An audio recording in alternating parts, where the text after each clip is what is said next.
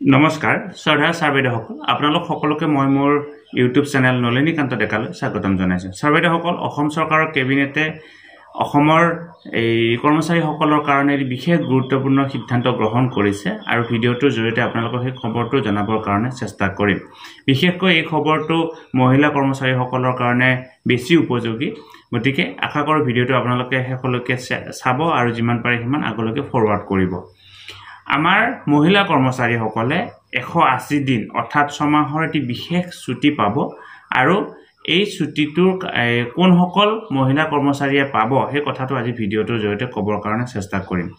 আপোনাৰ যদি ইতিমধ্যে এটি সন্তান আছে আৰু আপুনি যদি তাৰ উপৰিও আন এটি সন্তান তুলি ল'ব বিচাৰে তেতিয়াহ'লে আপুনি এই 180 দিনৰ ছুটিটো পাবৰ কাৰণে সক্ষম হ'ব। অৰ্থাৎ আপোনাৰ যদি ইতিমধ্যে এটি সন্তান আছে আৰু আপুনি যদি এটি সন্তান তুলি ল'ব বিচাৰে আৰু এই তুলি ল'ব বিচৰা সন্তানটোৰ বয়স যদি এবছৰতকৈ কম হয় তেতিয়াহ'লে আপুনি বিশেষ 180 দিনৰ এটি এই ছুটি পাবৰ কাৰণে সক্ষম হ'ব। অৰ্থাৎ যদি এটি সন্তান জন্ম পালে যেনেকুৱা ধৰণে মাতৃগৰাকীয়ে 180 দিনৰ মেটাৰনিটি লিভ পায়, ঠিক তেনেকুৱা ধৰণে সন্তানটো চোৱা চিতা কৰিবৰ কাৰণে যদি এবছৰতকৈ তলৰ কম বয়সৰ এটি সন্তান আপুনি এডপ্ট কৰিলে তেতিয়াহ'লে সেই সন্তানটো চোৱা চিতা কৰিবৰ কাৰণে অসম চৰকাৰৰ অধীনৰ মহিলা কৰ্মচাৰীসকলৰ কাৰণে কি কৰিব 180 দিনৰ এটি বিশেষ এই ছুটি ব্যৱস্থা কৰিব।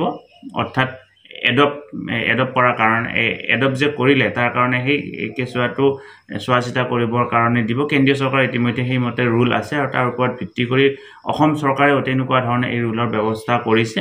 গতিকে এই আজিৰ পৰা দুদিন আগত যি কেবিনেটৰ বৈঠক অনুষ্ঠিত হৈ গ'ল, এই কেবিনেটৰ বৈঠকত এই সিদ্ধান্তটো গ্ৰহণ কৰা হৈছে। গতিকে অসম চৰকাৰৰ মহিলা কৰ্মচাৰীসকলৰ কাৰণে এইটো অত্যন্ত গুৰুত্বপূৰ্ণ খবৰ। কিন্তু এটাতকৈ বেছি সন্তান থাকিলে ইতিমধ্যে যদি আপোনাৰ দুটা সন্তান আছে তেতিয়াহ'লে আপুনি সেই সুবিধাটো নাপাব, বা আপোনাৰ যদি হয়তো এটাও সন্তান নাথাকিলেও হয়তো আপুনি এই সুবিধাটো পাব। অৰ্থাৎ আপুনি সন্তান তুলি ল'লে এবছৰতকৈ তলৰ কম বয়সৰ সন্তান তুলি ল'লে আপুনি এই সুবিধাটো পাবৰ কাৰণে সক্ষম হ'ব। গতিকে অধিক ইয়াৰ লগত জড়িত খবৰ পাবলৈ হ'লে নিশ্চয় নতুনকৈ আকৌ নটিফিকেশ্যন প্ৰকাশ পাব। পৰৱৰ্তী সময়ত আমি এই কথাখিনি জনাবৰ কাৰণে চেষ্টা কৰিম। ছাৰ-বাইদেউসকল, নলিনীকান্ত ডেকা নামৰ ইউটিউব চেনেলটো যদি আপোনালোকে এতিয়ালৈকে ছাবস্ক্ৰাইব কৰা নাই, অনুগ্ৰহ কৰি চেনেলটো ছাবস্ক্ৰাইব কৰিব।